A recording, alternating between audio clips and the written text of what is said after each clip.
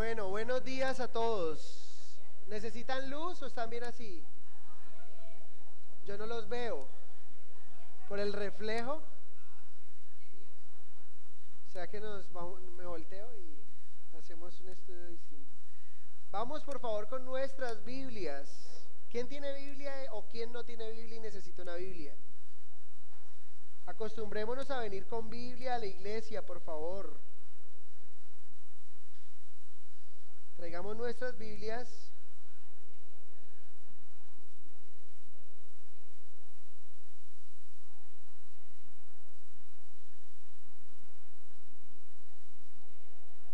Una Biblia aquí para el hombre, para César. Vamos a Marcos capítulo 3, por favor.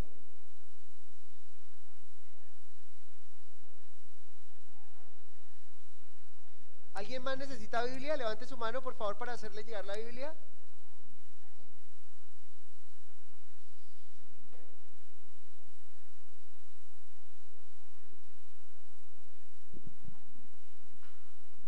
Marcos capítulo 3.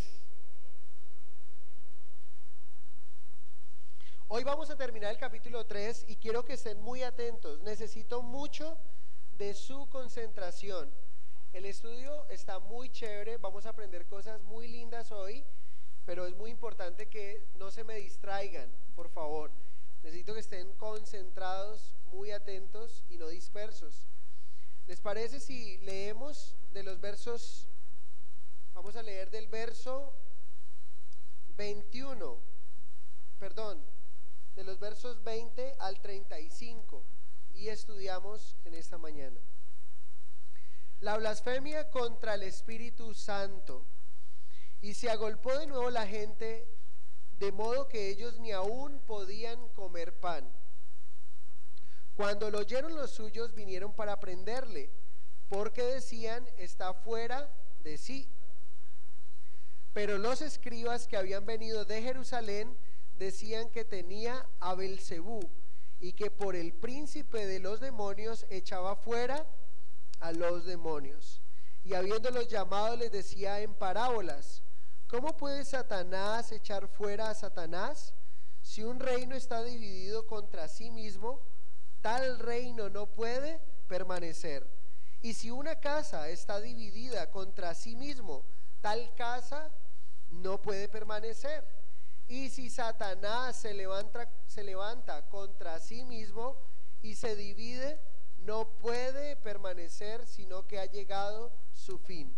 Ninguno puede entrar en la casa de un hombre fuerte y saquear sus bienes si antes no le ata, y entonces podrá saquear su casa. De cierto os digo que todos los pecados serán perdonados a los hijos de los hombres y las blasfemias, cualesquiera que sean. Pero cualquiera que blasfeme contra el Espíritu Santo no tiene jamás perdón, sino que es reo de juicio eterno, porque ellos habían dicho, tiene espíritu inmundo. Vienen después sus hermanos y su madre, y quedándose afuera enviaron a llamarle. Y la gente que estaba sentada alrededor de él le dijo: tu madre y tus hermanos están afuera y te buscan. Él respondió diciendo: ¿quién es mi madre y mis hermanos? Y mirando a los que estaban sentados alrededor de él, dijo: he aquí mi madre y mis hermanos, porque todo aquel que hace la voluntad de Dios, ese es mi hermano y mi hermana y mi madre. Señor, te agradamos, Señor, te alabamos en esta mañana y te queremos rogar de una manera muy especial que abras nuestro entendimiento, que nos ayude, Señor, a interpretar correctamente estas escrituras que hemos leído, Padre. Necesitamos de tu Santo Espíritu para poder entender, para poder comprender y para poder llevar a nuestro corazón esta verdad tan especial que hemos leído en esta mañana. Te pido que nos hables en el nombre maravilloso de Jesús. Amén. Nos encontramos aquí con dos falsas acusaciones. Ustedes se pueden ver, una acusación viene de la familia de Jesús y otra acusación viene de los líderes religiosos. La semana pasada aprendimos que Jesús llamó a 12 de una manera soberana Él llamó a los que Él quiso con tres propósitos: uno para que estuvieran con Él, otro para que predicaran de Él, y el tercero para que hicieran milagros en su nombre. Y veíamos que ese es el orden correcto siempre. Yo no puedo hablar de Jesús, o yo no puedo hablar de alguien que no conozco. Primero necesito conocerle para poder hablar de Él. Ese es un sentido básico, es algo muy importante. Pero también aprendimos la semana pasada que muchas multitudes le seguían a Jesús y que Jesús sanó a muchos. Y decíamos, ¿por qué sanó a muchos y por qué no sanó a todos? Y entendíamos el propósito que trae muchas veces la enfermedad, por qué una persona puede estar enferma, porque algunos sanan y otros no sanan. Y todo es soberanía de Dios. Ahora nos encontramos con dos nuevas acusaciones hacia el ministerio y la vida de Jesús. Jesús, coloquémonos en lo que está ocurriendo en la historia. Jesús está sanando enfermos, está perdonando a personas sus pecados, como el paralítico que le dijo: tus pecados te son perdonados. Está libertando a los endemoniados, está amando a la gente, pero Jesús es mal interpretado, primero por los de su familia. Y yo quiero que primero veamos el verso 20, porque el verso 20 nos dice: y se agolpó de nuevo la gente, de modo que ellos ni aún podían comer pan. En el texto pasado vimos las regiones que vinieron desde lejos a seguir a Jesús, y decíamos que las multitudes son característica del ministerio de Jesús, y que las multitudes nos dicen dos cosas: uno, la popularidad del ministerio de Jesús, y número dos, la gran necesidad en la época de Jesús, como hay necesidad de nuestros días. Vuelven a encontrar un pasaje que inicia: y se agolpó de nuevo la gente. O sea, había multitudes siguiendo al Señor. Pero lo que ya vamos a estudiar, porque ya aprendimos acerca de la gente que seguía al Señor y que no debemos de hacer acepción de personas, ¿qué tal si nos enfocamos en la segunda parte de ese verso? Dice que Jesús y sus discípulos no podían aún ni siquiera comer pan, ni aún podían comer pan. Esa es una expresión que denota que Jesús y sus discípulos no podían ni siquiera tomar alimentos. ¿Qué significa esto? Que había tantas multitudes, que había tanta necesidad, que había tanto que hacer, que Jesús puso a un lado una necesidad básica y primaria que tenemos todos los seres humanos, como es el detenernos al mediodía para almorzar, detenernos a las 7 de la noche para cenar, levantarnos en la mañana, desayunar.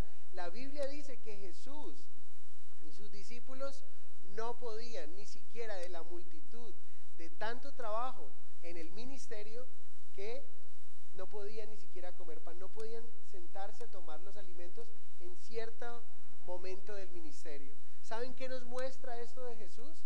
Y esto es lo que significa el ministerio. El ministerio significa compasión, compasión. Y Jesús tenía compasión, aunque el texto no dice exactamente como lo dicen otros pasajes, que Jesús tuvo compasión de las personas porque eran ovejas sin pastor. En este verso encontramos implícitamente la compasión de Jesús, que era capaz de dejar a un lado su necesidad básica, primaria, y colocar a los discípulos también a que dejaran al lado una necesidad básica para atender la necesidad de otros. Y eso es lo que significa el ministerio. El ministerio en el Señor es, el servicio en el Señor es poder servir a otros, que Dios se encarga de mis necesidades. ¿Dónde dice eso en la Biblia? ¿Dónde lo encontramos? Mateo 6:33, el Señor dijo: mas buscad primeramente el reino de Dios y su justicia, y lo demás os será añadido. ¿Y de qué cosas está hablando que son añadiduras? Está hablando que es el techo, el abrigo y la comida. Está diciendo: miren las aves de los cielos, que no ciegan ni hilan, pero yo las sustento. Miren los lirios del campo, que ni aun Salomón con todas sus riquezas se ha podido vestir como uno de ellos. Y está diciendo: y si yo cuido de los lirios del campo, y esos lirios del campo significa lirios silvestres, o sea, es lo que llamamos nosotros un matorral, o sea, algo que se da así, y el Señor se encarga de vestirlo. cuánto más a nosotros, hombres de poca fe. ¿Y saben qué me enseña esto en la compasión? Que muchas veces lo que nos impide servir a otros, que muchas veces lo que nos impide estar activos en un ministerio y servir al Señor, como Él nos dice en su palabra, no es ni siquiera por descuidar una necesidad básica o una responsabilidad primaria, que está bien cuidar, porque el ministerio no es un lugar un lugar donde yo me refugio, o un lugar donde yo estoy huyendo de mis responsabilidades y simplemente estoy temperándome ahí para huir de mi responsabilidad como padre, para huir de mi responsabilidad como esposo. No, ese es el ministerio. ¿Me hago entender?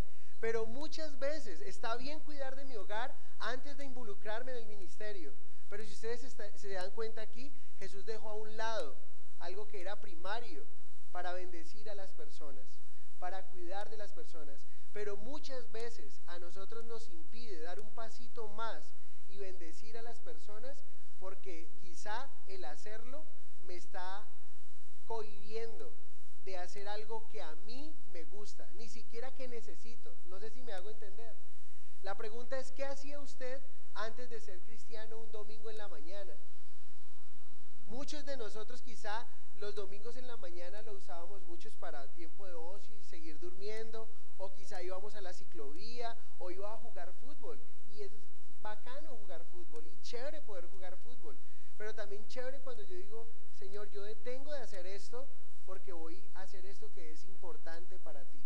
¿Se dan cuenta? Y por eso para muchos le es difícil servir. ¿Por qué les es difícil servir? Porque están desprendiéndose de algo que les gusta, ni siquiera que necesitan, como el Señor. ¿Creen ustedes que necesitamos comer? Absolutamente. Y aquí estamos viendo que el ministerio se trata de compasión. La compasión siempre me llevará a hacer algo. La compasión será algo que me moverá quizá a realizar una actividad que me está también, por otro lado, quitando un gusto, quitando un hobby quizá. Pero lo hago ¿por qué? Porque amo a esas personas. Y eso es lo que puedo ver del ministerio del Señor. Y yo creo que el Señor nos habla hoy, que el ministerio es un lugar donde servimos a otros por compasión. Muy importante tener esto en cuenta. La pregunta y lo triste es que mientras Jesús servía por compasión, fue malinterpretado por los suyos. Verso 21. El verso 21 nos dice allí, cuando lo oyeron los suyos, ¿quiénes son los suyos? Dice allí, cuando lo oyeron los suyos, vinieron para prenderle porque decían, está fuera de sí. Interesante. Los suyos lo encontramos dentro del mismo texto en el verso 32. En el verso 32 encontramos, y la gente que estaba sentada alrededor de él le dijo, tu madre y tus hermanos están afuera y te buscan. Él le respondió diciendo, ¿quién es mi madre y mis hermanos? Entonces, ¿sabemos quiénes son los suyos que vienen a él? ¿Por qué vienen a él? ¿Por qué vienen a Jesús? Vienen para aprenderle, porque ellos tienen un pensamiento, hay una acusación que ellos traen, hay algo que ellos quieren, quizá con la mejor intención, pero están equivocados. ¿Qué están pensando los hermanos de Jesús? Los hermanos de Jesús están pensando que él está ¿cómo? Que él está loco, que a él se le corrió la teja. ¿Creen que eso es lo que le ha pasado a Jesús? ¿Saben por qué? Porque ¿cómo es posible que él deje su necesidad básica de comer? Quizá a ellos les llegó la noticia, Jesús está tan ocupado bendiciendo a tantas personas que ha descuidado siquiera comer los alimentos, tomar los alimentos. Y ellos dijeron, no, esto no puede ser, vamos a traerle. Y quizá le dijeron a María, y María llega allí, ojo, dicen para prenderle, porque ellos decían, era lo que creían, Jesús se le corrió la teja. Quizá ellos pensaban que Jesús hablaba algo más. De hecho, la Biblia nos dice que sus hermanos, los hermanos de Jesús, no creían en él. Ellos pensaban que Jesús ya definitivamente se deschavetó, ya se pasó, ya está, pues es pasado. Y por eso vinieron a aprender a Jesús. ¿No le pasa a ustedes que a veces nos sentimos incomprendidos también por nuestros seres que más amamos también? A A veces no nos importa que no nos entienda la gente de afuera. De hecho, ya Jesús se ha enfrentado con una gente que le ha atacado de una manera tenaz. Y a Jesús no le ha tenido una respuesta muy contundente. Pero yo creo que a veces no nos golpea tanto lo que los de afuera piensan de nosotros como nos puede golpear lo que piensa mi mamá, lo que piensa mi papá de mí, lo que piensan mis hermanos de mí, porque soy cristiano. No me puede golpear si mi jefe se burla de mí. Mi papá me cuenta que cada vez que va al médico que le trata a él, el médico apenas lo ve, empieza a decirle, aleluya, pero de una forma jocosa, a burlarse. Y mi papá ya aprendió a tratarle y le dice, mira doctor, si tú no te arrepientes de tu pecado, te vas a condenar. Y le habla con amor y tal, pero cada vez que lo ve, y lo más sorprendente es que mi papá, él ha respondido tremendamente al tratamiento. O sea, ha sido algo que él dice, ¿por qué no se te sube la presión? ¿Por qué no tienes? O sea, él no lo puede concebir. Pero hay algo que podemos entender por qué las personas nos malinterpretan.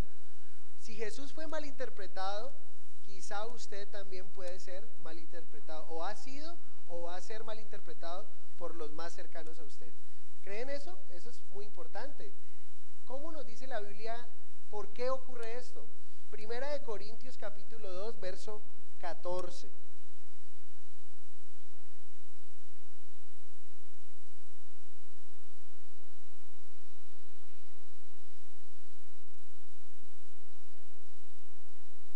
Primera de Corintios capítulo 2, verso 14. ¿Por qué estas personas están hablando de Jesús de esta manera? ¿Por qué piensan esto?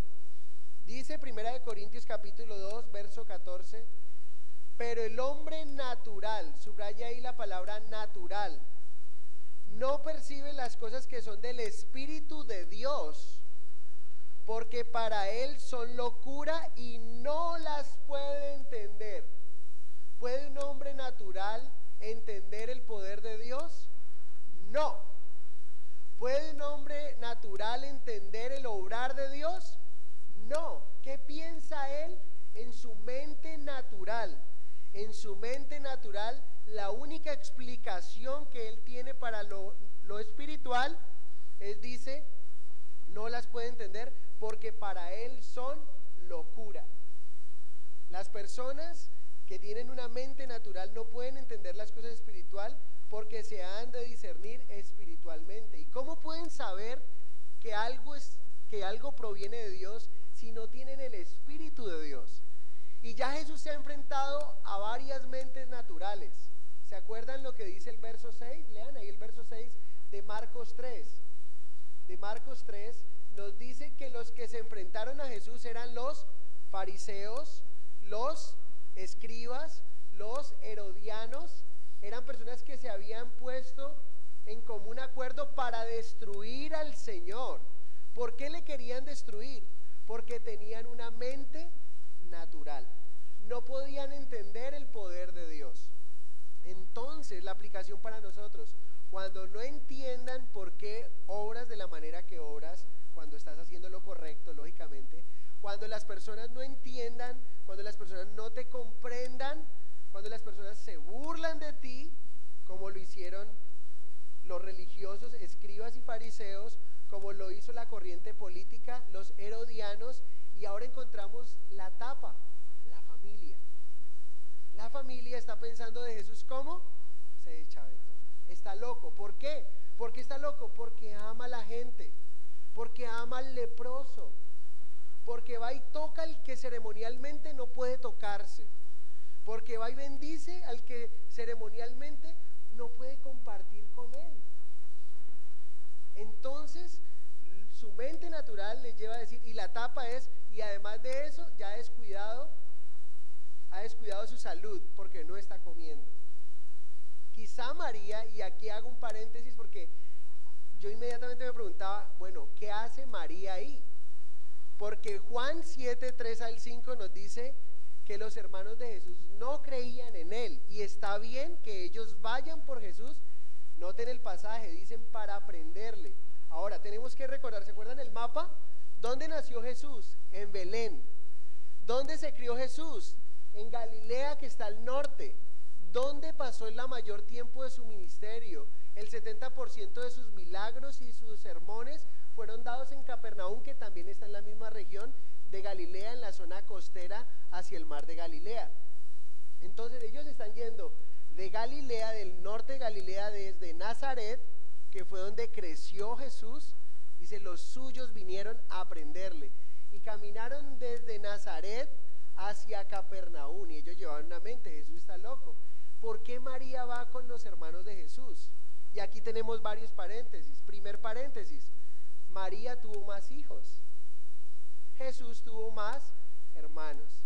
Mateo 1:25, no vayan allá, pero el pasaje nos dice que José no conoció a María hasta que nació Jesús. Y cuando dice la palabra conocer es un eufemismo, es lo políticamente correcto, lo veíamos el jueves, ¿no? Es una palabra que describe que José no tuvo relaciones sexuales con María. Nosotros creemos en el nacimiento virginal de Jesús por medio de María, y que José nunca estuvo como esposo con María hasta que Jesús nació. Pero después de que Jesús nació, hay una religión que dice que María siempre fue virgen y que teniendo un esposo nunca estuvo con él. Eso sería lo más ilógico y lo más absurdo. Pero la Biblia nos muestra que María tuvo más hijos varones, hijas mujeres, dicen los manuscritos. Entonces, primer paréntesis, María tuvo más hijos, Jesús tuvo más hermanos. Segundo paréntesis que me venía a mi mente, y es, ¿qué hace María allí? ¿Saben? Yo no puedo creer que María se haya movido hasta allá porque no cree en Jesús. De hecho, los pasajes nos dicen que María ponía muchas cosas en su corazón. Yo no creo que María se le olvidó la vez que el ángel Gabriel le dijo lo que iba a acontecer. ¿Quién más que María supo cómo nació su hijo? Si ella no conoció hombre, ¿quién más que ella? Pero la pregunta es, ¿qué hace María ahí? Yo personalmente, el texto no lo dice, y ningún texto lo dice. Hay un texto que dice que los hermanos no creían en él, ahorita lo vamos a leer, pero yo personalmente siento que vemos allí y que encontramos una vez más la humanidad de María y no la divinidad de María como nos quieren hacer ver. ¿Cuál es la humanidad de María? María va al templo, y regresando al templo Jesús se les pierde de edad de 12 años. Y María divinamente dijo, no, pero un momentico, voy a conectarme con mi hijo, en su mente y en mi mente, a ver dónde está mi hijo, porque como yo tengo los poderes de Dios, podemos conectarnos. No había WhatsApp, no había Skype, ni nada de eso. Entonces, ¿dónde encontrar? No había GPS. ¿Dónde encontrar a mi hijo? Un momentico, Jesús, ¿dónde estás? Allá, ¿no? Sigamos, que él está en el templo. ¿Ven a María? Sí. María dijo, se nos perdió el niño, vamos a buscarlo. Y lo voy a buscar en la plaza, lo buscaron en todos lados. ¿Dónde lo encontraron? En el templo. Vemos divinidad o humanidad de María. Corazón de madre. ¿Qué madre no se pone así cuando su hijo se le embolata en el centro comercial y está detrás de la ropa jugando y allá escondido? ¿Sí o no? De nada. ¿Qué madre no se pone en ese corazón? Pero ven ustedes divinidad o humanidad, porque divinidad era inmediatamente decir, camine José, hombre, no le pare bolas a eso, no ve que él está en el templo. Ve humanidad. Cuando vemos a María en las bodas de Caná de Galilea en Juan capítulo 2, no hay vino, se acabó el vino. Y María le dice, Jesús, ¿no te das cuenta que no hay vino? ¿Qué le responde Jesús? Mujer, ¿qué tienes conmigo? Aún no ha llegado mi hora, no es el momento de actuar. Yo sé cuándo debo actuar. No está en nuestra mente occidental, podríamos decir, Jesús fue grosero con ella. Si Jesús fue grosero con ella, quiere decir que Jesús pecó. Y la Biblia nos dice que Jesús nunca pecó. Pero encontramos otra vez que humanidad en la vida de María. Y encontramos humanidad en la vida de María cuando recibe la noticia de que va a tener a Jesús, y dice, porque has mirado la bajeza de tu sierva. Ella se nombra como sierva. La encontramos humanidad de María necesitando oración cuando está en los días de Pentecostés, orando con los discípulos. Si fuera divinidad, pues no estaría orando, simplemente que le oraran a ella. ¿Me entienden? Lo que quiero llevarles con todo haciendo este paréntesis, es traído de los cabellos que María se convierta en la madre de Dios, que es una herejía. Ahora, ¿por qué madre de Dios? Porque cuando yo digo madre de Dios, estoy diciendo María no tuvo ni principio ni fin, pero fue una mujer mortal como usted, como yo, pero una mujer apartada para Dios, que amaba a Dios, que aprendemos de ella mucho. ¿La odiamos? No, la honramos y aprendemos lo que ella vivió, entendemos lo que ella dice por el Espíritu de Dios, lo que ella hizo, pero encontramos humanidad. Pero inmediatamente yo pensaba, ¿qué hace María allí? Entonces volvamos al punto. La pregunta es, ¿qué hace María yendo con sus hijos, con sus otros hijos, yendo a aprender a Jesús? Yo creo que María no fue personalmente, yo creo que ella sí, dice el texto que fueron a eso, pero yo creo que fue más como ese corazón de madre que le dijeron, vea, ese Jesús allá está, se volvió loco. ¿Qué madre de corazón de madre no siente que, si me hago entender, que mi hijo se chavetó, o sea, o eso es lo que están diciendo, simplemente va a ir a mirar para llevarlo, o hizo unas papitas rellenas para llevársela al Señor para que comiera, como un corazón de madre para atenderlo? Pero volvemos a encontrar en ella, ¿qué? Humanidad o divinidad. El texto nos dice que la madre y los hermanos de Jesús llegaron al lugar. Los hermanos de Jesús quizá llegaron con esa intención, y María se dejó mover quizá por la intención de ellos, pero la Biblia siempre nos dice que ella ponía muchas de esas cosas en el corazón. Pero yo no creo que ella olvidó primero cómo había nacido su hijo. Yo no creo que ella haya olvidado lo que los sabios del oriente dijeron de su hijo y los regalos que trajeron de él. Yo no creo que ella se olvidó de ese hombre que cuando ella fue a presentar a Jesús al templo, levantó a Jesús en sus manos y dijo, ahora puedo morir en paz porque mis ojos han visto al Salvador. Yo no creo que ella olvidó eso, pero como madre, ella fue a ver qué era lo que estaba pasando con su hijo, y yo creo que es un buen punto como madre, una enseñanza. Pero vemos humanidad, ¿listo? Es muy importante. ¿Por qué acusaron a Jesús? Le acusaron porque tenían una mente ¿qué? Natural. Ahora, les decía ahorita, no es difícil cuando alguien piensa mal de ti, como los herodianos, como los fariseos. Lo duro es cuando alguien que tú amas, lo duro es cuando el de tu propia casa se convierte en tu enemigo porque tú amas al Señor, o porque él tiene una mente natural. Me contaba alguien que algunos familiares, algunos amigos, que le compartió a sus familiares, y sus padres conocieron del Señor ya en una edad madura, y entonces ahora quieren compartirle a sus hijos, y sus hijos le dicen, ustedes son unos apóstatas, ¿cómo se les ocurre abandonar la fe que nos enseñaron? Y es tremendo, porque uno ahí inmediatamente empieza a decir, no me duele quizá que otro me diga eso, pero que mi propio hijo me diga algo así, me duele. Y a veces nos va a doler, ¿por qué? Porque quizá puedo haber levantado a mi hijo 30 años diciéndole algo incorrecto de Dios, llevándole a una adoración incorrecta de Dios, y ahora conozco a Cristo, sé que es una relación, y ahorita quiero decirle, mira esto, y me dice, no, tú ya me enseñaste eso. ¿Cómo vas a ser un apóstata y vas a volver atrás o algo así? Pero es tenaz ser incomprendido por la familia. Pero lo que yo quiero que entendamos es, ¿por qué fue incomprendido Jesús? Porque ellos tenían una mente natural o una mente espiritual. Tenían una mente natural. ¿Por qué una persona, cómo deja una persona de ser natural a ser espiritual? Cuando recibe a Cristo Jesús en su corazón. Dice, ellos no pueden percibir las cosas espirituales porque no tienen una mente natural, y con su mente natural no tienen explicación las cosas espirituales que ocurren. Mucha gente nos puede acusar, mucha gente decía, mi hijo ¿qué hace por allá? Imagínense qué pensarían los familiares de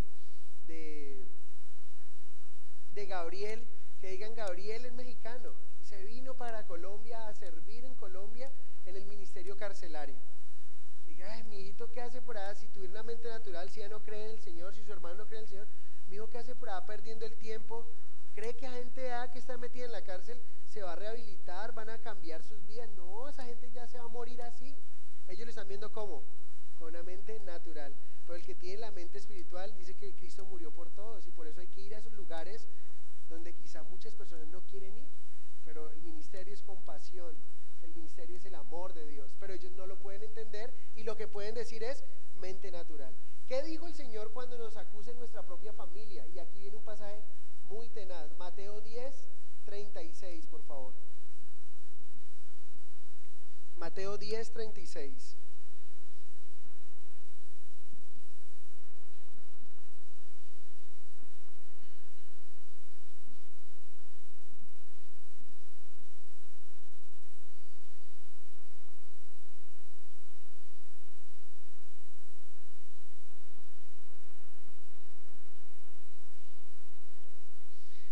Y los enemigos del hombre serán, ¿quiénes?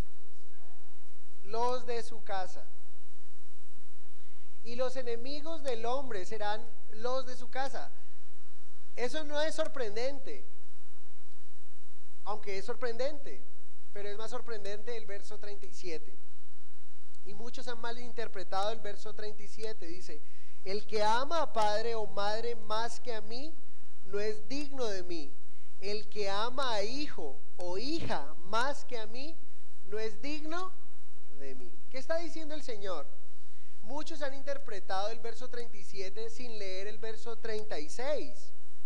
El verso 37 no invalida el primer mandamiento con promesa. ¿Cuál es el primer mandamiento? Yo no sé si ustedes saben que nosotros tenemos los 10 mandamientos, consisten en los 4 primeros en relación vertical con Dios, los 6 restantes van relación con las personas.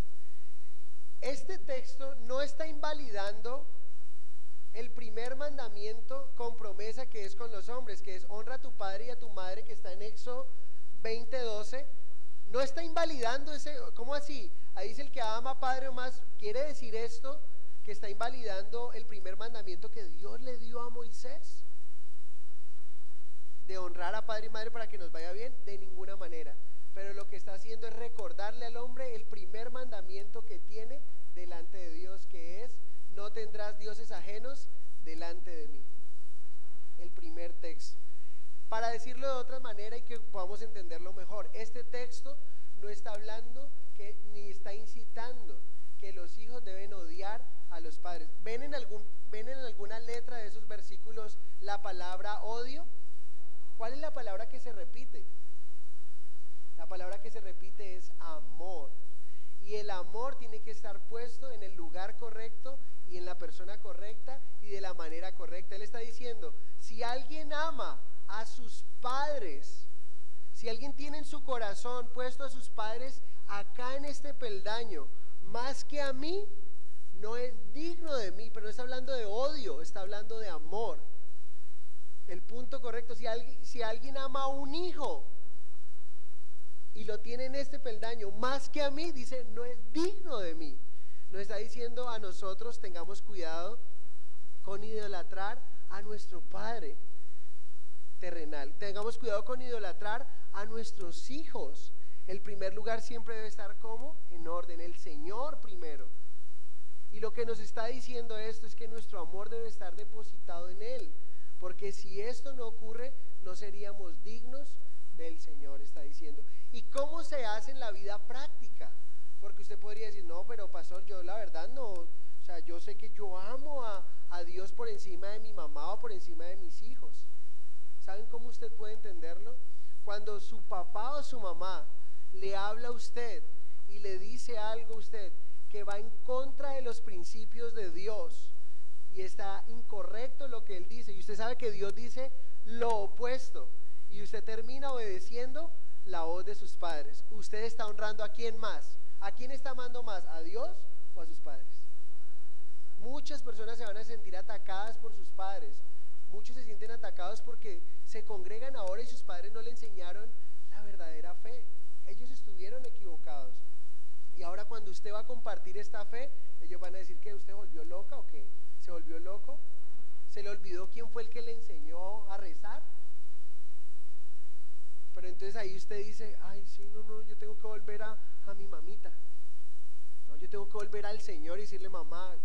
Y nos está diciendo este pasaje que irrespetemos a nuestros padres. Tampoco. Yo no quiero que malinterpretemos la palabra de Dios. Está hablando de amor. Y ese amor que me lleva a Dios, miren, ¿sabe qué me decía esas personas que les estoy hablando? De estos amigos, y ellos lo entendieron. Es tan fuerte su conversión, y quiero hablar, y es prácticamente Marta y Alejandro los que están en España, que cuando sus padres le decían a ellos, le decían: mija, que mi Dios me la bendiga, ¿saben qué le decía Marta? Le decía: mamá, no me diga eso, que su Dios no es el mismo mío. Y yo creo que esas palabras son fuertes, pero ¿sabe? Eso ha hecho que sus padres hoy reconozcan al Señor. Y ellos, ya he hablado con los papás, el papá de Marta tiene 72 años y me dice, recibió al Señor el 7 de agosto, y recibiendo al Señor, dice, fueron a celebrar comiendo arepita de choclo. Dice, aquí estamos celebrando la batalla de Boyacá, ¿no? Pero estamos celebrando la victoria a esa batalla espiritual en la cual yo estaba vendado. Y su mamá pasó el teléfono y me dijo, ahora entiendo por qué mi hija me decía, cuando yo le dije a mi hija, que mi Dios te bendiga, y ella me decía, mamá, no me diga eso, que su Dios no es el mismo Dios mío, por esto, con amor, pero con firmeza. Y eso ha hecho que hoy sus padres crean en Cristo Jesús. Increíble, es algo especial. Y a veces nosotros necesitamos esa firmeza para llevar el amor más dulce. ¿Saben cuál es el amor más dulce? El amor firme. El amor nocivo es el amor alcahuete. Que le digo, bueno, pues mi viejito me dice eso, dejémoslo, que él no sabe. Sí, él no sabe por qué, pero yo lo estoy dejando que se pierda, entendámoslo. No es cuestión de si tiene o no tiene la razón, es cuestión de salvación. Y alguien hablaba de la salvación como si usted le estuviera quemando la casa. Usted sabe que su vecino se le está quemando la casa y usted va y le dice, ay no, pues yo no voy a llamar a los bomberos ni lo voy a despertar, porque como él no cree que el fuego existe, yo pues para qué lo voy a, no, pues pobrecito, de pronto se enoja conmigo. ¿Usted haría eso? Sea un ateo, sea un incrédulo, usted le va y le toca, lo levanta, le ayuda. Como buen cristiano no hace eso. La salvación se habla es de una vida eterna, no es de qué tan bonito es, y si ella va allá y yo voy acá, y si él va allá y yo voy acá, pues en última ya nos vemos. Jesús no dijo eso. Jesús dijo que era un solo camino, una sola verdad, una sola vida. Él es. No estamos hablando de religión, estamos hablando de filosofía, estamos hablando de vida eterna en la persona de Cristo Jesús. Es muy importante esto. Veamos qué creían los hermanos de Jesús. Vamos a Juan 7, 3 al 5 para que lo entendamos y para que cerremos esa primera falsa acusación hacia Jesús. Juan 7 del 3 al 5.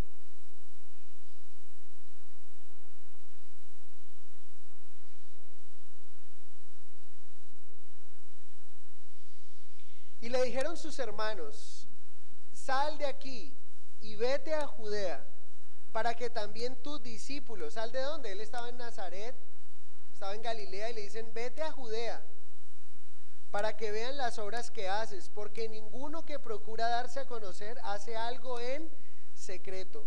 Si estas cosas haces, manifiéstate al mundo, porque ni aún sus hermanos creían en él. ¿Sus hermanos creían en él? No.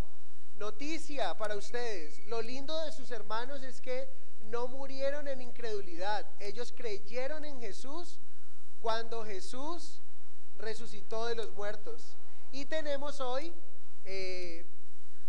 tenemos la carta de Santiago, que es la carta del medio hermano de Jesús, y creo que la de Judas también. La carta de Judas es la carta del medio hermano de Jesús. Jesús tenía un hermano que se llamaba Judas, el medio hermano, y es la carta que hoy tenemos de dos medio hermanos de Jesús, por parte de María, por parte de José. Tenaz, ¿no? Entonces, ¿pero creían ellos en Jesús cuando Jesús estaba haciendo ministerio? No, no solo no creían, sino ¿cuál era su pensamiento cuando fueron hacia Capernaum? Está loco, vamos a ir a aprenderle. ¿Por qué será que a veces pasa, volvemos al punto, la mente natural? Muchas personas le llaman a los locos, le llaman que están cuerdos y le siguen, y a los cuerdos le llaman locos.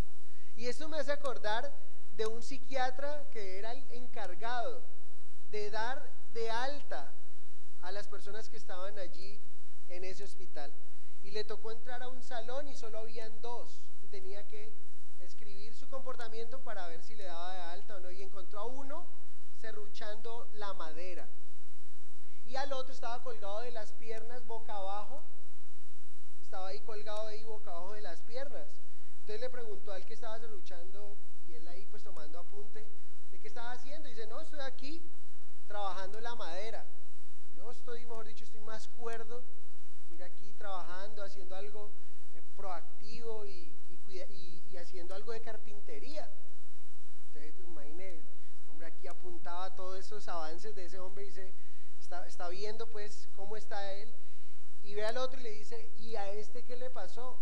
Dije, no, es que está más deschavetado, se cree bombillo.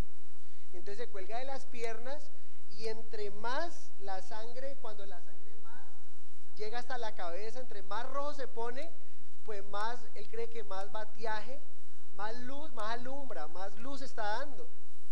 Entonces le dice, bueno, ¿y usted por qué no le ayuda? Y él dice, ¿qué? ¿Y trabajo en la oscuridad? Olvídese. Y a veces el mundo pasa eso, ¿no? El mundo pasa que le llama cordura a la locura. ¿Y saben qué es lo triste? Que siguen a esos locos. Pero a mí no me sorprende que existan locos, a mí me sorprende que haya seguidores de esos locos. Acaba de morir uno de esos locos, uno que se llamó Jesucristo hombre, uno que dice bendecido, que hizo tatuar a más de uno, poner en la placa en sus carros el 666 y las 3 S, salvo, siempre salvo, diciendo que el pecado no existe. Y vemos sus declaraciones orgullosas, terribles, herejes, y ya el hombre murió de una terrible enfermedad, porque todo aquel hombre que va en contra de Dios no puede tener el juicio de Dios sobre su vida, tanto aquí como en el juicio venidero, que dice la palabra de Dios. Tenaz, ¿no? Pero ¿estaba Jesús loco? No estaba loco, estaba más cuerdo. De hecho, clínicamente muchos hombres han dado algunas declaraciones de Jesús, muchos psiquiatras han dado declaraciones de Jesús y han dicho las siguientes palabras que quiero compartir con ustedes. Definitivamente en Jesús no observamos anormalidades ni el desequilibrio que encontramos en los dementes. Su equilibrio y compostura ciertamente hubieran sido asombrosos si él hubiese estado loco. Un psiquiatra dijo que es difícil de imaginar que Jesús estaba mentalmente perturbado, pues tenemos en él un hombre que ha hablado las verdades más profundas de las cuales se tenga noticia. Espectacular. Nuestro Jesús no está loco, pero al final del estudio yo quiero que usted piense cualquiera de las tres y que tome una decisión por alguna de las tres. Hemos visto la primera, hombres pensaron que Jesús estaba loco. Vamos a la segunda hipótesis, Jesús estaba endemoniado. Verso 22 de Marcos capítulo 3. Pero los escribas que habían venido de Jerusalén decían que tenía a Belcebú, esa sí es la tapa, y que por el príncipe de los demonios echaba fuera a los demonios. Note quiénes están viniendo y noten el contexto, porque el contexto es muy importante. El verso 22 nos dice, los escribas que vinieron de Jerusalén decían. Entonces miren lo que estaba ocurriendo. ¿Se acuerdan el mapita que les mostré? Jerusalén está al sur. ¿Y dónde está Jesús? En el norte, en Galilea, en Capernaum. Entonces ellos están saliendo desde Jerusalén, que está el templo de Dios, salen hacia el norte. ¿Por qué? Porque ellos son la autoridad espiritual de la época. Los escribas van como este psiquiatra con sus documentos a inspeccionar, a observar detalladamente si los milagros que Jesús estaba haciendo, si todo lo que estaba ocurriendo, la ciudad de Capernaum estaba siendo presa de un falso maestro. Pero resulta que estos hombres, miren lo que dijeron, lo primero que tenían que hacer ellos querían en el verso 6, ya los escribas nos dijeron algo. ¿Qué querían hacer con Jesús? En el verso 6 del capítulo 3. No podemos perder el contexto. El verso 6 del capítulo 3 querían destruirle. Pero ¿cómo destruir a un hombre tan popular? ¿Cómo destruir a un hombre tan amado por tantos? ¿Creen ustedes que podrían destruir a un hombre, llegar, por muy líderes espirituales que fueran, Jesús hablando en medio con autoridad, y llegan ellos muy religiosos, con permiso, le ponen una capucha, se lo llevan? ¿Qué creen ustedes que haría el pueblo? Mejor dicho, los linchan y los acaban. Ahí no comerían, como decimos, de nada, ni de traje ni de nada. Pero ¿qué es lo que tenían que hacer? Primero, digamos de él algo, desprestigiemos su ministerio, mostremos que es un falso maestro, y de esa manera aplicamos la ley, porque un falso maestro debe morir de una manera como dice la ley. ¿Sí o no? Es lo que tienen que hacer. No pueden entrar de buenas a primeras. La gente le ama. La gente de todos lados está viniendo, de Capernaum, de Galilea, de Judea, de Idumea, de todos lados venían. Y entonces, ¿qué está pasando? No podemos entrar abruptamente, sino que tenemos que desprestigiarle. Se les ocurrió una grandiosa idea. Miren lo que dice allí. Terminaron deduciendo y decían que él hacía todas estas cosas por medio de ¿quién? De Beelzebú. Vamos a entender quién es ese Beelzebú, pero vamos a entender por qué ellos dijeron eso. Acompáñenme por favor a Lucas capítulo 11, verso 14. Marcos no nos registra este milagro, que fue lo que llevó a estas personas a decir lo que ocurrió. Pero gracias a Dios tenemos los otros evangelios en los cuales nos podemos apoyar para entender el contexto de lo que está ocurriendo. Lucas capítulo 11,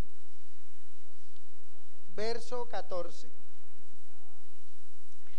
Estaba Jesús echando fuera un demonio que era mudo. Y aconteció que salido el demonio, el mudo habló, y la gente se maravilló. Aquí quiero hacer otro paréntesis. La semana pasada entendíamos las razones por las cuales venían enfermedad a la vida del hombre. Decíamos, 1, podría ser pecado. 2, podría ser simplemente para la gloria de Dios. 3, porque era un aguijón que Dios enviaba a la carne del hombre, como Pablo. Vimos bíblicamente eso. Encontramos una cuarta razón por la cual un hombre puede estar enfermo, y no la única razón por la cual un hombre puede estar enfermo. ¿Cuál es esa razón, por favor? ¿Cuál es esa razón? Una persona endemoniada. Dice que tenía un demonio, y su nombre, ¿cuál era el demonio? ¿Cuál era el nombre de ese demonio? No, el nombre de ese demonio era que era mudo. De hecho, él no podía decir su nombre porque estaba mudo. Bueno, dice que este hombre estaba enfermo y estaba mudo porque estaba dentro de él un demonio. Hay personas que pueden estar enfermas, no es la única opción. ¿Por qué les digo esto? Porque hay muchos lugares donde se enfatiza más. Entonces, demonio de mudeza, demonio de epilepsia, demonio de dolor de cabeza, demonio de dolor de estómago. Pero vemos que Pablo le dice a Timoteo: tómate una copa de vino a causa de tus problemas estomacales, gástricos. ¿Se dan cuenta? Si no, le hubiera dicho: reprende ese demonio que tienes allá adentro. Aquí está el Señor sacando un demonio. No es la única, y encontramos que quizás una cuarta, quizás haya más, y luego las estaremos viendo, las posibilidades de por qué un hombre puede tener una enfermedad. Pero ¿qué fue lo que los hizo llevar a ellos a decir que Jesús estaba echando demonios en el nombre de Beelzebú? Este milagro. Cuando este milagro ocurrió, ellos dijeron: claro, lo que está pasando es que dentro de él hay un poder. Primero le querían negar de que tenía un poder espiritual. Ahora están diciendo: ya sabemos de quién es ese poder espiritual que él tiene. Ese poder espiritual que él tiene dentro de él se llama ¿cómo? Beelzebú.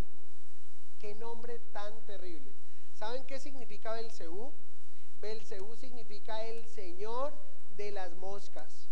Más adelante los judíos lo cambiaron y lo transliteraron y le pusieron Baal-Zebú, que es el señor del estiércol.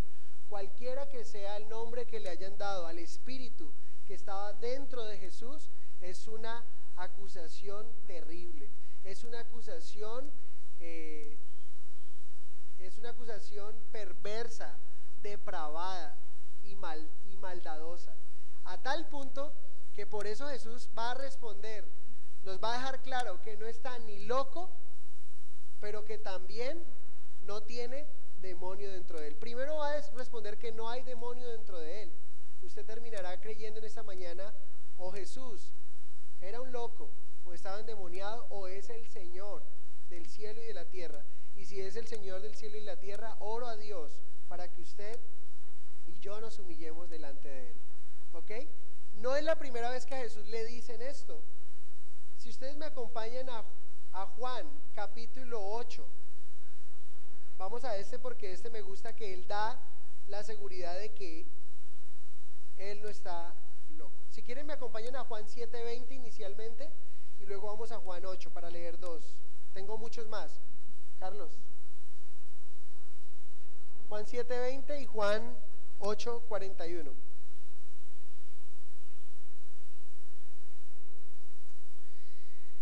Dice, no, perdónenme, Juan 7:20, ¿ya lo tienen allí?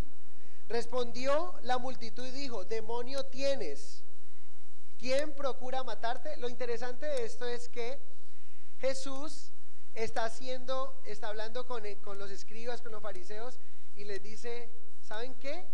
Ustedes me dicen que yo estoy endemoniado, que ustedes me dicen que yo no vengo de parte de Dios, bueno, todo el tema, pero lo que ustedes dicen que su padre es Abraham, pero hacen las obras del diablo porque quieren matarme. Y ellos dicen, demonio tienes, ¿quién procura matarte? Y ya hemos leído por todo el contexto que ellos procuraban matarle y el Señor les había descubierto sus planes macabros, y por eso dicen esto. Entonces miren lo que dice el verso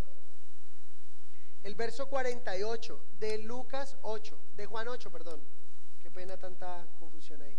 Juan 8:48. Respondiendo entonces los judíos y le dijeron, ¿no decimos bien nosotros que tú eres samaritano y que tienes demonio? Pregunta. Respondió Jesús, yo no tengo demonio, antes honro a mi Padre y vosotros me deshonráis. Encontramos cualquier cantidad de pasajes donde muchas veces le dieron a Jesús que estaba endemoniado, lo cual no era así. ¿Cómo responde Jesús a ellos? Ellos le dicen, tú tienes un demonio, y ese demonio se llama Beelzebú, el príncipe de las moscas, o el señor de las moscas, o el príncipe el dios del estiércol. Verso 23 al 27, Jesús va a responder de una manera categórica. Dice aquí, y habiéndolos, de Marcos 3, qué pena que los lleve de un lado a otro, pero recuerden que nuestro pasaje, el que estamos estudiando, es Marcos, nunca podemos irnos de ahí aunque nos movamos a otro lugar. Dice el verso 23, y habiéndolos llamado les decía en parábolas. ¿Qué es una parábola? Una parábola es algo de la vida real, algo de la vida práctica para enseñar, o algo de la vida práctica o algo de la vida real que esconde ¿qué? Una verdad espiritual, que esconde un principio de Dios que quiere enseñar. Miren esto que enseña aquí. ¿Cómo puede Satanás echar fuera a Satanás? Si un reino está dividido contra sí mismo, tal reino no puede permanecer. Si una casa está dividida contra sí misma, tal casa no puede permanecer. Y si Satanás se levanta contra sí mismo y se divide, no puede permanecer, sino que ha llegado su fin. Jesús está respondiendo, es absurdo la acusación de ustedes, porque está diciendo si una casa, un par de esposos, un hogar están en contienda, ¿creen ustedes que van a llegar juntos a la eternidad? No van a avanzar. Es una regla de tres simple. Si no hay, dicen que la unión hace la fuerza. La división no trae fuerza, la división mengua un reino. Él está diciendo, yo no puedo estar echando a demonios, y lo que estoy haciendo es, hay una guerra civil en el reino de Satanás, lo cual no está ocurriendo. Pero miren lo que sí dice en el verso 27. Dice, Eh, Ninguno puede entrar en la casa de un hombre fuerte y saquear sus bienes si antes no le ata, y entonces podrá saquear su casa. En esta parábola, ¿quién es el hombre fuerte? El hombre fuerte es Satanás, que está guardando lo que Dios le pertenece. El ministerio de Jesús fue más allá de lanzar del demonio del hombre que era mudo, y en el sentido más amplio es la derrota de este hombre fuerte. ¿Cómo estaba saqueando la casa de este hombre fuerte el Señor? Jesús mira cada vida que estaba liberando de la dominación de la posesión demoníaca. Entonces le está diciendo, miren, no simplemente el reino de Satanás no está dividido, sino que yo soy más fuerte que ese reino y estoy saqueando a ese hombre fuerte, que en la parábola el hombre fuerte es Satanás, y estoy dando libertad a una vida, a cada vida por separado. Entonces cogía al endemoniado y lo liberaba. Yo imagino que tenía allí, y en ese momento estaba mostrando al hombre que era mudo y que ahora podía hablar. Pero ya ha salvado a muchos en la sinagoga. Al hombre paralítico, ¿se acuerdan? Ellos tenían delante de él, le dice, ¿quién puede perdonar pecados si solamente Dios? A ti te digo, tus pecados te son perdonados. Al paralítico en Marcos 2. Y ellos pensaban que una persona no podía ser sanada hasta que Dios le hubiese perdonado sus pecados. Y Jesús dijo, para que vean que el Hijo del Hombre tiene potestad, a ti te digo, levanta tu lecho y anda. ¿Qué ocurrió? Cuando ese hombre toma tu lecho y anda, cuando ese hombre tomó su lecho, estaba diciendo implícitamente que sus pecados habían estado perdonados. ¿Quién le perdonó si solamente Dios puede perdonar pecados? Blanco es, gallina lo pone y frito se come. Le está diciendo, si ustedes dicen que solo Dios puede perdonar pecados, yo le digo a este hombre, tus pecados son perdonados. No, nadie vio nada, no ha pasado nada, pero ahorita le digo, levanta tu lecho y anda, toma tu lecho y anda. ¿Quién le perdonó? Dios. ¿Quién lo sanó? Dios. ¿Quién está en medio de ustedes? Dios. ¿Y ustedes dicen que yo tengo quién? Belcebú. Si ustedes no se arrepienten de eso, es la condenación que viene, porque ahí es donde entra el pasaje, pero no podemos leerlo por separado. Si ustedes no cambian su posición frente a mí, los que van a estar compartiendo con ese Belcebú son ustedes. Verso 28 al 30. Dice, de cierto os digo que todos los pecados serán perdonados a los hijos de los hombres. Por favor, quiero que subraye allí que todos los pecados serán perdonados a los hijos de los hombres. ¿Puede Dios perdonar un adulterio? ¿Puede Dios perdonar una fornicación? ¿Puede Dios perdonar la mentira? ¿Puede Dios perdonar el aborto, que es tan terrible? Dios puede perdonar a los hombres cualquier pecado del hombre. La Biblia no lo dice. Ahora, ¿qué necesita el hombre? Primera de Juan 1:9 dice que debemos de confesar nuestros pecados para que el Señor nos limpie. Sigamos, porque el verso 29 dice, y las blasfemias, cuales quiere que sean. Verso 29, pero cualquiera que blasfeme contra el Espíritu Santo no tiene jamás perdón, sino que es reo de juicio eterno. ¿Qué es reo? Está preso, está condenado a un juicio eterno, porque ellos habían dicho, tiene espíritu inmundo. ¿Se dan cuenta por qué les dijo esto? Ahora le está diciendo, ustedes me dicen que yo tengo demonio. Déjenme un momentico, les cambio para dónde vamos. Ustedes me apuntan a mí que yo tengo demonio, ya mi familia me dijo que está loco. Ojo, ¿qué voy a hacer? Soy Jesús y nadie cree en mí. No dijo Jesús eso. Siguió siendo Dios, siguió teniendo su postura y guardando su postura y enseñando. Pero ahorita les está diciendo hay un pecado que es imperdonable, aunque todos los pecados se perdonan. Y ese pecado es el que ustedes están cometiendo. Ese pecado es que ustedes no reconocen que el Espíritu que está dentro de mí es el Espíritu Santo de Dios.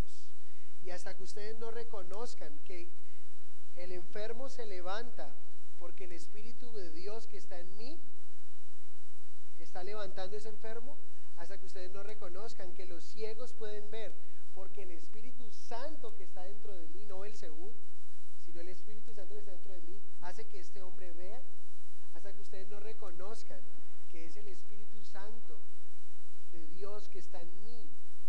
La plenitud del Espíritu Santo de Dios que está en mí es el que está haciendo todo lo que ustedes están viendo.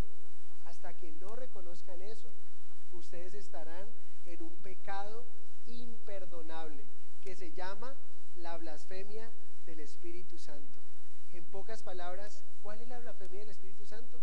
La blasfemia del Espíritu Santo es no creer en Cristo Jesús, o mejor, no creer que el Espíritu que operaba en la persona de Cristo era el Espíritu Santo de Dios.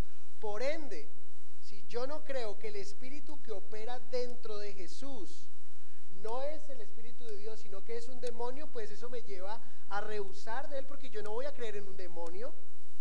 Pero por el contrario, si yo reconozco, confieso, declaro y vivo y acepto que en Jesucristo operaba el Espíritu de Dios, eso me dice entonces que Él tiene la plenitud de Dios en Él manifestada a los hombres. Por ende me lleva a reconocerle que Él es el Salvador, que Él es el Mesías, y simplemente tengo que decirle: tú eres mi Señor. ¿Cuál quieren hacer ustedes? ¿Piensan que Jesús está loco? ¿Creen que Jesús tiene un demonio? ¿O creen que Jesús es el Señor? ¿Cómo podemos descubrir esto? Quiero decirles algo muy importante. Vamos a leer dos pasajes muy rápido para terminar con los otros 5 versos. Se me fue un poquito el tiempo, pero creo que es importante entender esto. Acompáñenme a Juan 16, 9. Juan 16, 8 y 9. Qué pena. Tenemos que terminar los 5 versos que continúan, pero va a ser muy corto porque ya hemos hablado de ellos. Juan 16, 8 y 9, el Señor dice: el pecado imperdonable del cual el Espíritu Santo un día nos convenció. Dice: y cuando Él venga, Jesús está hablando del Espíritu Santo, convencerá al mundo de pecado, de justicia y de juicio. ¿Cuál es la obra del Espíritu Santo? Convencer a los hombres ¿de qué? De pecado, de justicia y de juicio. De pecado por cuanto, ¿qué dice ahí? De pecado por cuanto fornicas, de pecado por cuanto mientes, de pecado por cuanto adulteras. No, no dice eso. Interesante. El pecado madre, el pecado padre, el pecado por el cual las personas en realidad serán o se perderán de una eternidad con Dios y serán lanzados a un lugar separado de Dios, será por no reconocer a Jesús como su Señor y Salvador. Es el pecado madre. El otro es consecuencia de eso. Miren esto: ¿por qué no fornico? Porque creí en Jesús y Él me ha dado una vida y me ha empoderado con su Espíritu Santo, porque yo quiero agradarle a Él y no quiero vivir así. ¿Se dan cuenta? Pero es por Jesús. Pero ¿por qué el que fornica vive en fornicación? Porque el que adultera hace eso, porque el que roba sigue haciéndolo, precisamente porque no ha creído que Jesús es su Señor. Porque el pecado mayor es no creer en ¿quién? En Jesús. Es el pecado por el cual Dios un día nos dirá: bueno, ¿qué hiciste con mi hijo? ¿Creíste en él? Bienvenido. ¿Le recibiste? Bienvenido. ¿Le rechazaste? Apartado de mí, hacedor de maldad. Leamos este otro pasaje para entender más y cerramos el tema de el Espíritu que operó en Dios. Romanos 8, 9.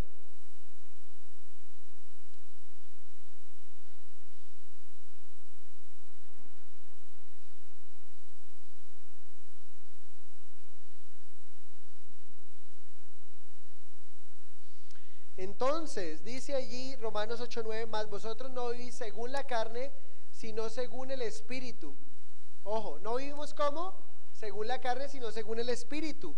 Si es que el Espíritu de Dios mora ¿en quién? En nosotros, dentro de nosotros. Y si alguno no tiene el Espíritu de ¿quién? Está diciendo que el Espíritu de Dios mora en nosotros, pero si alguno no tiene el Espíritu de Cristo. ¿Cuál era el Espíritu de Cristo? El Espíritu de Dios.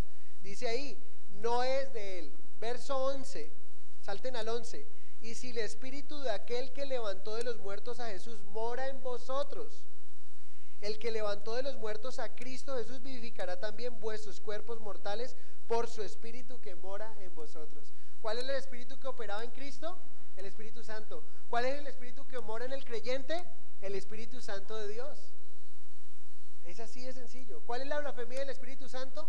No creer en Cristo Jesús. Sencillo. A veces creemos que es algo místico. A veces pensamos que como cristianos, yo soy cristiano pero me da un miedo caer en el pecado imperdonable.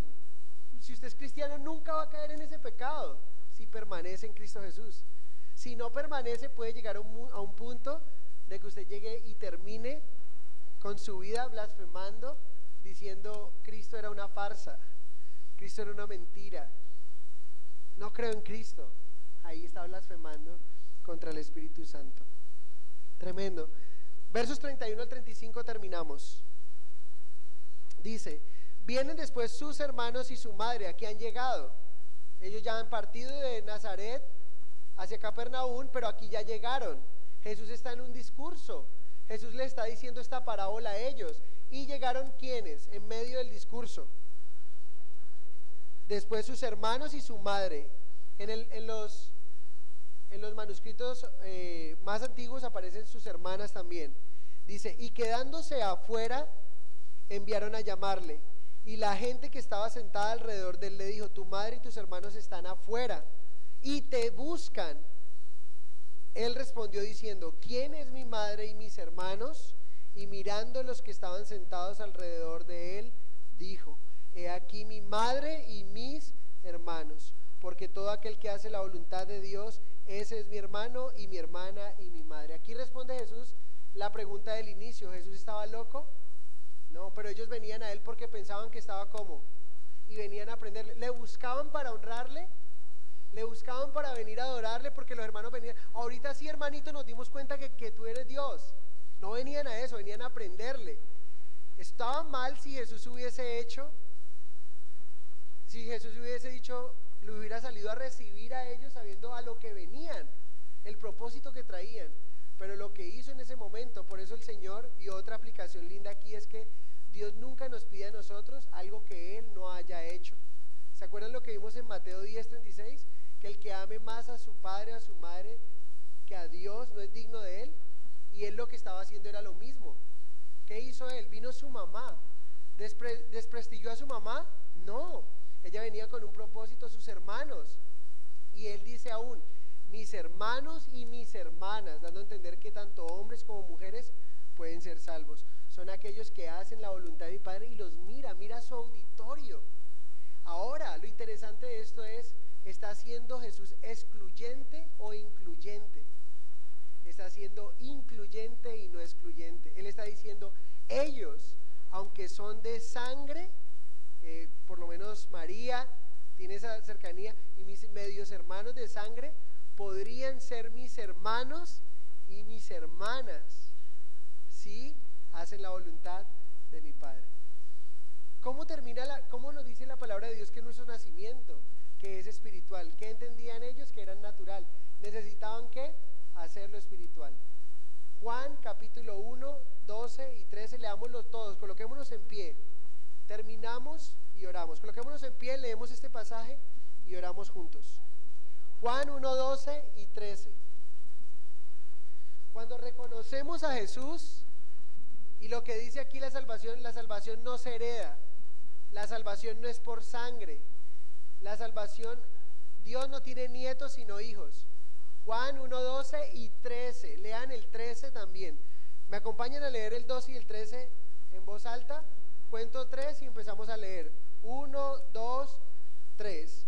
Mas a todos los que le recibieron, a los que creen en su nombre, les dio potestad de ser hechos hijos de Dios, los cuales no son engendrados de sangre, ni de voluntad de carne, ni de voluntad de varón, sino de Dios. Su madre podría ser su madre, ¿sí? Sí, ella nacía de nuevo como hija de Dios. Sus hermanos podrían ser sus hermanos en el reino de Dios. No está diciendo, ellos no son mis hermanos, son mis hermanos, pero lo serían en el reino de Dios si nacen de nuevo. Tú podrías ser el hermano de Jesús, la hermana de Jesús, si naces de nuevo. La pregunta para ti en esta mañana es, ¿crees que Jesús estaba loco? ¿Crees que Jesús era un demente, un lunático? ¿O crees que Jesús es el Señor? Yo creo que Jesucristo es el Señor, el Dios, el Creador, el único y verdadero Dios, Creador de los cielos y de la tierra. Padre, te damos gracias por tu verdad tan hermosa, Señor. ¿Cómo podemos extraer tantas verdades de esta palabra, Señor? Nos has enseñado que el ministerio es compasión, que a veces es posible que dejemos a un lado nuestras propias necesidades para mirar las necesidades del otro, porque tú te ocupas de las nuestras, y muchos nos dirán que estamos locos por eso. Muchos nos dirán que perdemos el tiempo porque vamos a amar al perdido, porque vamos a orar por aquel que no tiene familia quizá. Pero sabemos que en ti no perdemos el tiempo, Señor. Sabemos que en ti tenemos el mejor momento, Padre, y es una bendición. Gracias, amado Dios, porque hoy hemos aprendido también y hemos recordado que queremos tener tu cordura, queremos tener esa capacidad, esa sabiduría con la cual respondías y con la cual por medio de tus palabras traías libertad, sanidad, protección al perdido, al que estaba con su mente atrofiada. Tú has traído libertad al cautivo, Señor.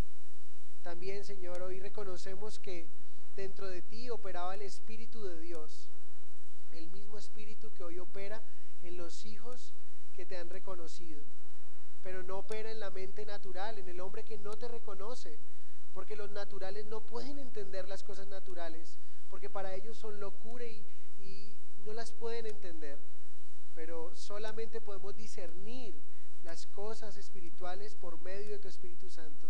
Por eso necesitamos depender de tu Santo Espíritu para poder discernir, para poder entender, para poder abrazar las cosas que son del Espíritu. Te amamos, nuestro buen Dios. Señor Jesús, yo te reconozco como mi Señor y mi Salvador, y mi único y suficiente Salvador. No necesito de nada más, porque contigo estoy a salvo, contigo tengo perdón, contigo tengo sanidad, contigo tengo bendición para mi alma. Te alabamos, te bendecimos y te exaltamos en esta mañana, en el nombre maravilloso de Jesús. Amén. Bueno, quiero que se queden allí en pie y vamos a hacer algo muy lindo que la Biblia nos dice que se hacía en los tiempos de Jesús y que es muy lindo poder practicarlo nosotros, y es el presentar a los niños. Dejad a los niños venir a mí, porque de los tales es el reino de los cielos, y no se lo impidáis, dice el Señor. Entonces voy a pedirle a mi cuñado, a Michel Mauricio, y a Judy, y a mi esposa también. Mi esposa no quiere pasar, quiere tomar fotos porque no se quiere perder de esto tan importante y tan especial. Los que no conocen al resto de mi familia, aquí está Michel y Judy, vengan para acá. Y el Señor dice en su palabra de una manera muy especial,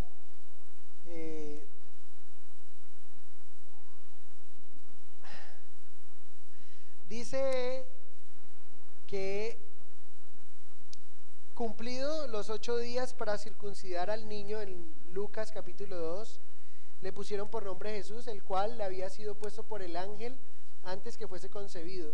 Y cuando se cumplieron los días de la purificación de ellos, que eran los 40 días, dice, conforme a la ley de Moisés, le trajeron a Jerusalén para presentarle al Señor Jesús, siendo Dios hecho hombre. Cumplió con todas las ceremonias que cumplían los judíos, que eran puestas por Dios, y era algo lindo porque los niños, nuestro deseo, lo que estamos haciendo es, Michel y Judy desean y anhelan que Dana Sofía sea apartada para el Señor, y ha sido apartada desde el vientre, como dice la palabra, pero ese es su anhelo como padres. Ellos, es la forma en que pueden decirle: Señor, anhelo que mi hija sea para ti, y sabemos que no podemos torcerle la mano a ella. Mientras ellos tienen la oportunidad como padres, pueden guiarla, pueden brindarle todo el espacio necesario para que su niña un día reconozca a Dios, porque cuando estamos pequeñitos o cuando hay un niño, la imagen que tiene un niño de Dios es la imagen que sus padres reflejan de Dios. Es la primera imagen que tenemos de Dios. Entonces es lindo. No bautizamos a los niños porque no tienen una declaración de fe. Y yo le digo, Dana Sofía, ¿tú crees en Jesucristo? Dana Sofía, vea aquí. Dana Sofía, ¿tú has pecado? ¿Cuáles son tus pecados? Cuéntanos. Pero Dana Sofía sí puede ser presentada por sus padres. Es el deseo del corazón de ellos que cuando Dana Sofía tenga capacidad de decisión, decida por Cristo, porque ella ve, y ahí es un reto para Michelle y para Judy, como dice la canción, que yo quiero ser como tú porque ella quiere ser como ustedes, y que ellos vean en ustedes al Señor. Me gustaría que don Gilardo estuviera acá, el abuelo. Aquí ya va viviendo uno las generaciones, ¿no? El padre, el hijo, la nieta, y generaciones honrando al Señor. Vamos a orar. Padre, te doy muchas gracias y quiero presentarte la vida de Dana Sofía, Señor. Amado Rey, te damos gracias por su vida y como dice tu palabra, hoy la presentamos delante de ti. Hoy Michel, Señor, como padre, como el hombre encargado de guiar a esta nena espiritualmente, junto con su esposa, con Judy, Señor, deciden presentar a Dana Sofía delante de ti. Señor, hoy la presentamos y te damos gracias por su vida, porque su alumbramiento ha sido un gozo para esta familia. El proceso del embarazo, Señor, fue algo muy difícil y hemos orado por el nacimiento de Dana y hoy nos permites ver a esta nena sana en ti, Dios, y te pedimos que ella crezca en estatura, pero también que crezca en el conocimiento de tu palabra, Señor, que crezca en gracia delante de los hombres, pero sobre todo delante de ti, Señor. La bendecimos y te damos gracias por permitirnos tenerla con nosotros. Te bendecimos y te adoramos en el nombre de Jesús. Amén. Dana Sofía, diga amén.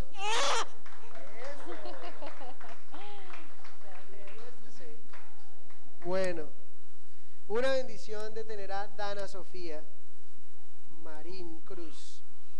Bueno, ¿qué tal si nos despedimos orando? Si alguno de ustedes recuerden las responsabilidades que tenemos como creyentes, son muchas: orar, buscar al Señor, pero hay una responsabilidad tan muy linda que es diezmar, ofrendar, y les animo a que cumplamos con esa responsabilidad y vamos a orar por ello, para que el Señor coloque el querer como el hacer en sus corazones si no lo hacen, y si lo hacen, que sigamos siendo fieles al Señor y que el Señor provea esta semana por nuestras necesidades. Amén. Padre, te bendecimos nuevamente y te agradecemos y gracias por el fruto del esfuerzo que podemos traer a ti. Gracias por el empleo que nos has dado. Gracias por la forma en que nos provee, Señor, para tener las necesidades básicas suplidas en casa. Yo te ruego, Señor, que sigas bendiciendo a nuestros hermanos en sus empleos, que proveas empleo a aquellos que necesitan uno, Dios, que abras las ventanas de los cielos y des una bendición a los hogares aquí representados, Señor. Te entregamos nuestra economía. Estos meses son difíciles para muchos hogares, por los colegios, por todas las obligaciones que se tienen, pero tú eres fiel, Señor. Tú provees para tus hijos y hoy también queremos honrarte a través de los diezmos y ofrendas que traemos a ti. Te pedimos que los bendigas y que los traemos con alegre corazón, Señor. Padre, te bendecimos, te adoramos y te exaltamos. En el nombre de Jesús, amén y amén. Si han guardado sus diezmos, ofrendas, recuerden, ahí está el alfolí, pueden depositarle y agradar al Señor y que tengan una feliz tarde. Recuerden el resto de reuniones que tenemos. Dios les bendiga.